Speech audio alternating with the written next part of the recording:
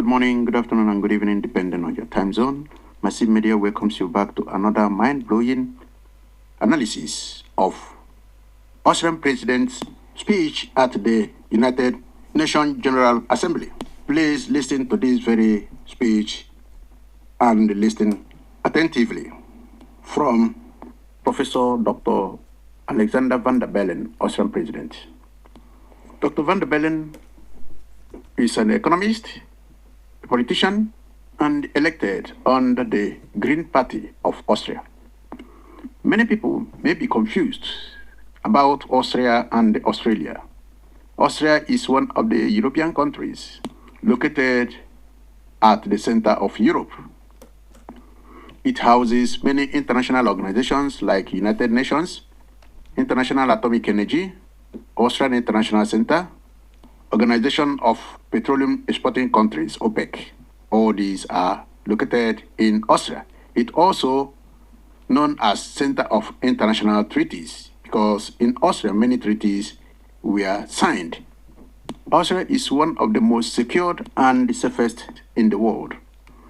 Top among them are Switzerland, Sweden, Finland, Denmark, Austria, Norway, New Zealand.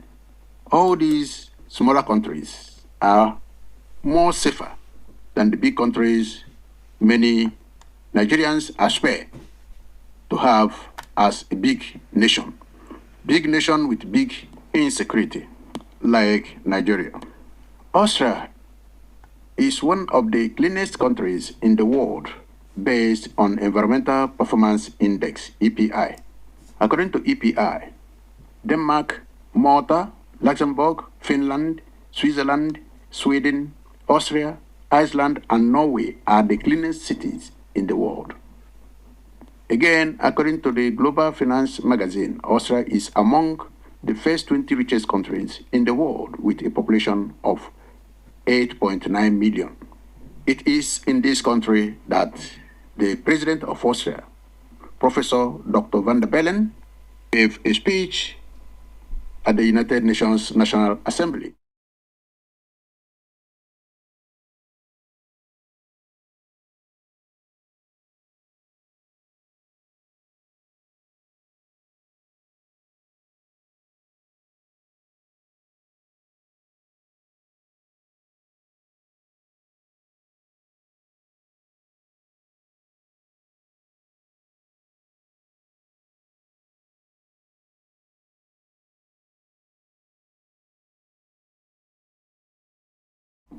Power trumpeter of 2019, Professor van der Bellen's speech was a mind-blowing. His speech centered on Ambazonia and Biafra in the presence of both Nigerian President then Muhammadu Buhari and Cameroonian President Paul Biya.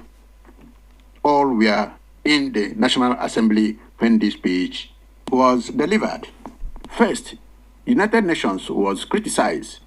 Reason is that it lacks the willpower to deal decisively on evils in the society like genocide, dictatorship, religious intolerance, killings, and anti-Semitism. However, he appreciated that without the existence of United Nations, the world would have been worse for it. Further described United Nations as an instrument in God's hands.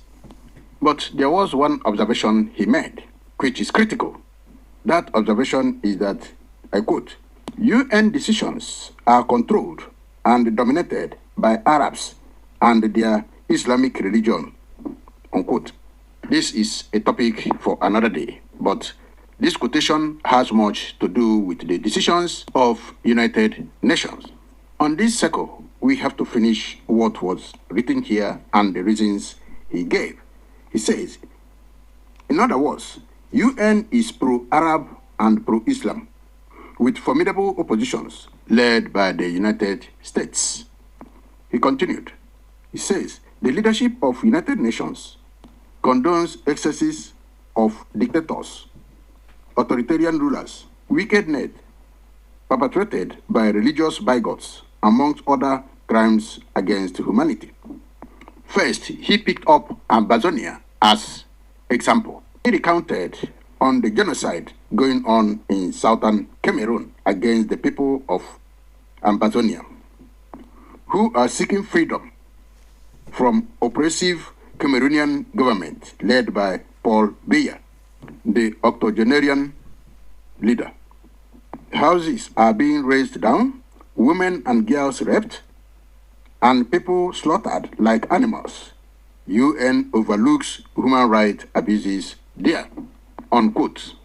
Sometimes people believe that the world leaders are not observing what is going on around the world, especially amongst those countries that are seeking for separate self-determination from the neo-colonialists. The Austrian president is observing.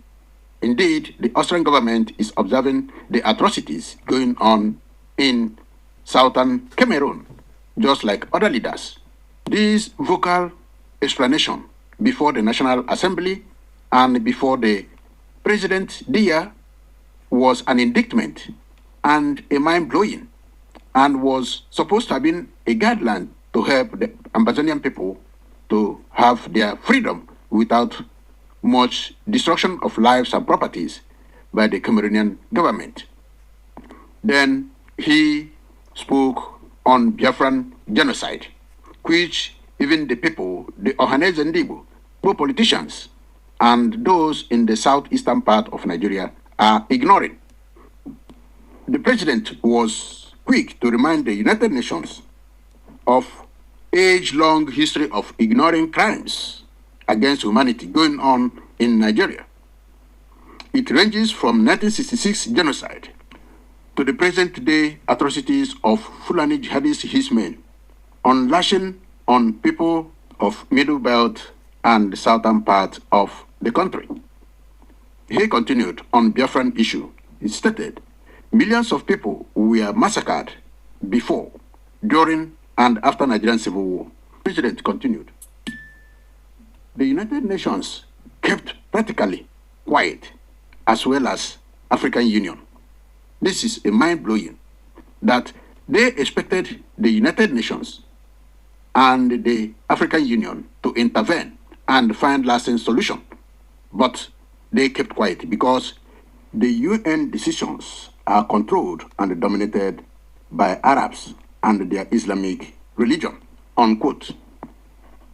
He observed that sponsored terrorist gangs springing up all over the north, together with the existing ones, have killed hundreds of thousands of people, mostly non-Muslims.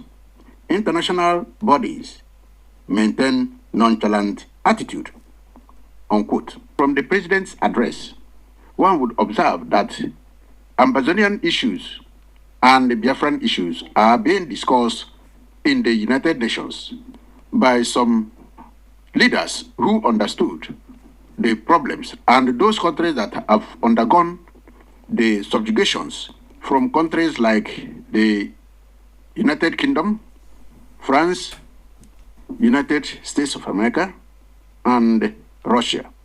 They are very much aware of the suffrage and the need to have independent countries from these African neo-colonialists and their killing agents. I would thank the Austrian president, but unfortunately, there is no follow-up by those who are affected because of the dominance of the Arabs and the Islamic group at the United Nations. They do not allow such programs or projects to move forward because they are working together with their Islamic brothers and the presidents in both Nigeria and Cameroon. Austria is not new to Biafran issues, despite every effort made by British government under the leadership of Harold Smith, reminding Austria of its neutrality, not to send food and relief materials to starving Biafran children. This was a sabotage from the British government to ensure that no food was sent to Biafran children, Biafran citizens. But, however, this dilemma, this principle of neutrality posed on characters was defied and in its magnanimity sent food and medical materials to the starving children. It condemned the conduct of the federal troops and bombers in Biafra, the quick kill policy of Britain, and the silence of the world press, altogether worked to destroy the basis for humanitarian neutrality in Biafra. Austrian Caritas found that the principle of neutrality posed an obstacle to the very essence of its humanitarian operation, which is humanity. Caritas opted to overtake the principle in its massive airlift to Biafra. The decision of Caritas in its airlift to Biafra showed that the humanitarian neutrality is itself a useful concept and is an instrument at the service of humanity.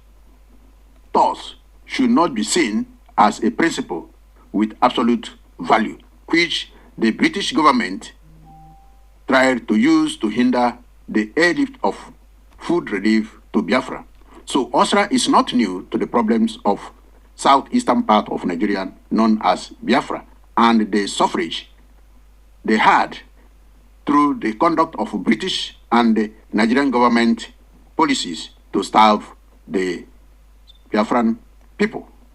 So when the president stands in the auditorium of the United Nations to speak, he knows what he was speaking.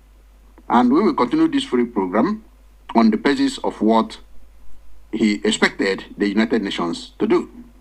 Finally, he cautioned that religious intolerance in some countries should be sanctioned, that barbaric action of executing, killing publicly for their belief should be stopped, and also warned that countries like Saudi Arabia should be called to caution because it is the leader of Islamic countries all over the world. With this very review, we come to the end of this very program. For Biafrans, you have to analyze this further. For those who are interested in taking this further and challenging the status quo, we'll also use this as a forum to do so. The door has been opened. Leaders are speaking. We have to identify those leaders and work with them. With this, we come to the end of this very program. We ask you to subscribe to this channel, like, share, and leave your comment. Your comment will also guide us to the next level. Do not also fail to give us your thumb up. Thank you very much, and God bless you all.